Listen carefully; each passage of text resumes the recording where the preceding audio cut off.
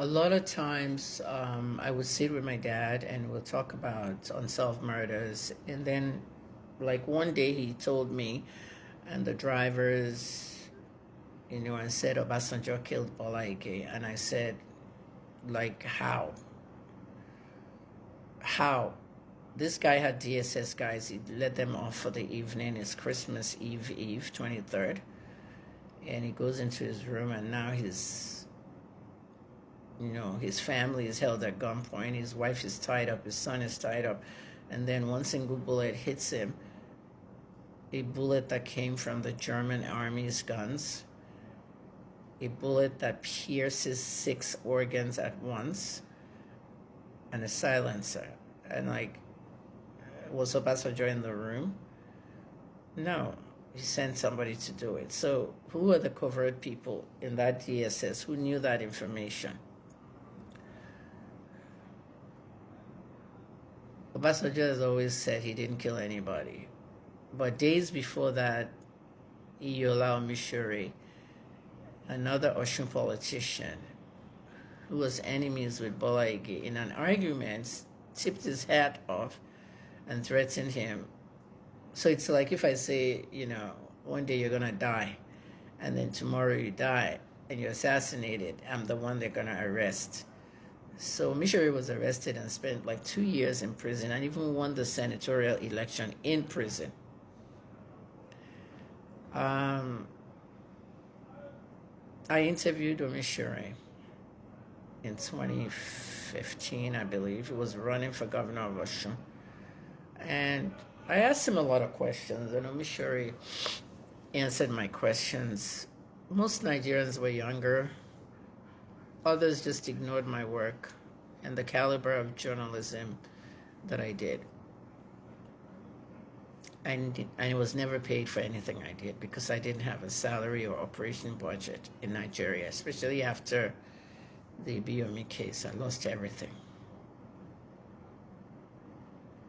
I couldn't practice pharmacy in Nigeria because there were too many requirements for somebody that's already a first class.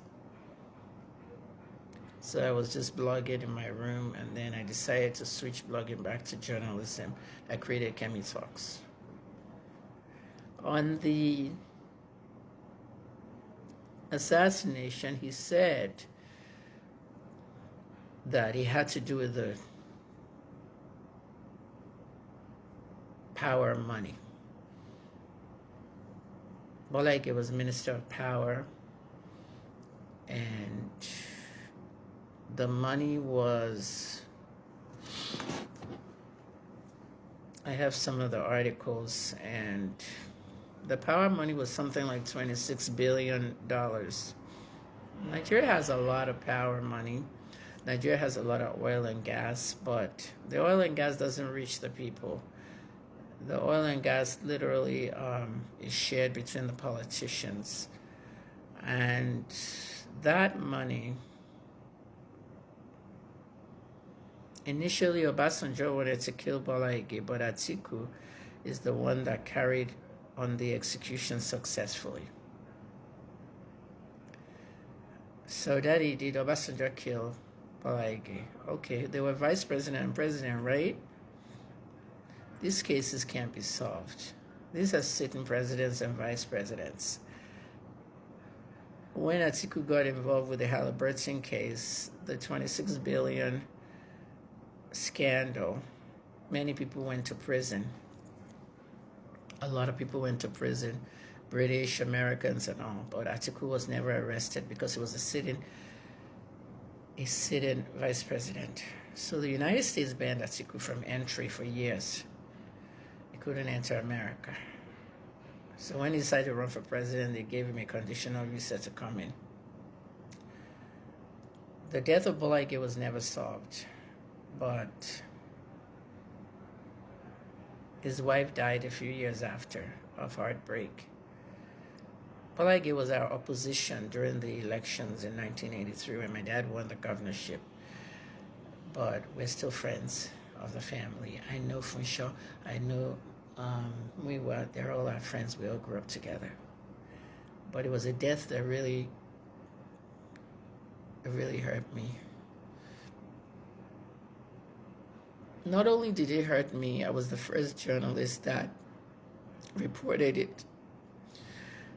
It happened in the middle of the night, and the information got to us in America on the external AP news wires. So I was working on the side for an assignment that I was sending to the AP, Associated Press. Minutes after this guy was murdered, I got it. So I had to broadcast it.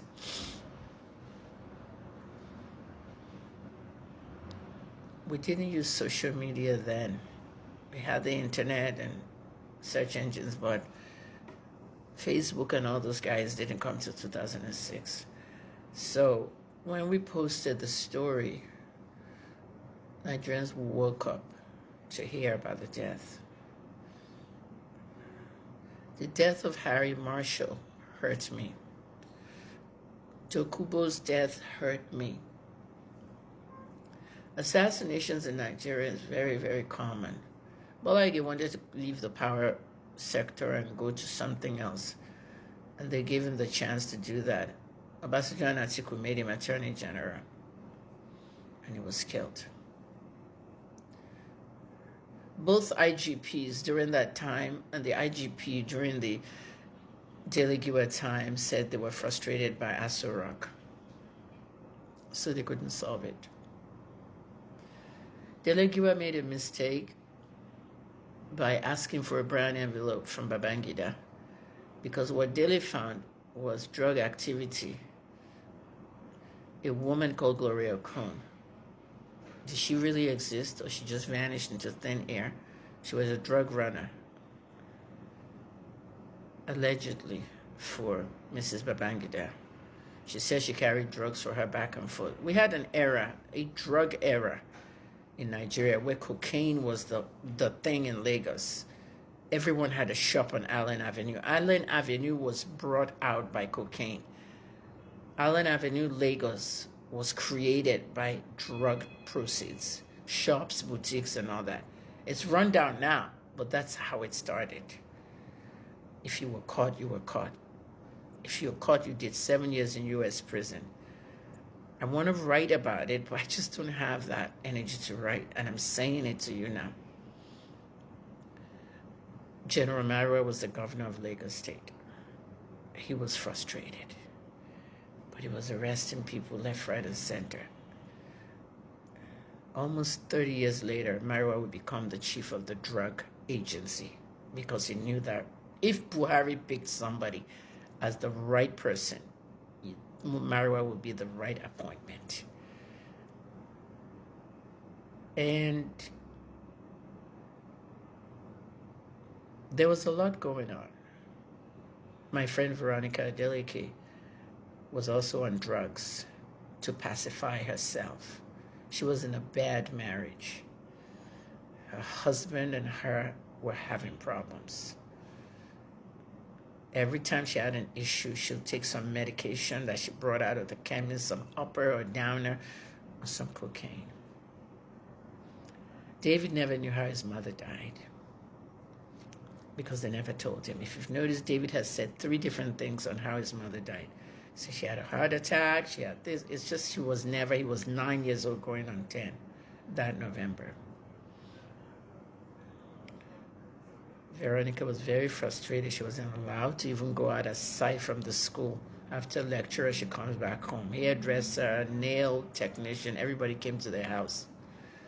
She was a beautiful woman. Her husband was obsessed. And she now got this job to play in a band. It was a band, 3-4 guys, and they needed a singer. So Veronica was the lead singer for the band. So they would go to parties, weddings, funerals, Owambes. They'll be the band. And that was her escape, to get out on a Saturday. DJ Adeleke did not want her out there. He was obsessed with her. All my stories are not in sequence. I'm just talking about my life and what I've seen. Her death really shocked me.